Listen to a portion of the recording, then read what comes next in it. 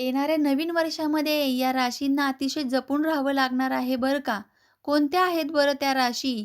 तर अशा 2 राशी आहेत ज्यांना शनी महाराजांची ढैया चालू होणार आहे. शनी महाराज त्यांच्या राशीमध्ये 2.5 वर्षांसाठी आगमन करणार आहेत.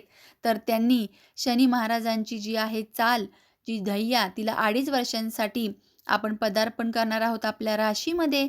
तर त्यासाठीच तुम्ही काय करू शकता जो प्रभाव कमी होईल, तर तो उपाय मी डिटेलमध्ये आपल्याला सांगितलेला आहे.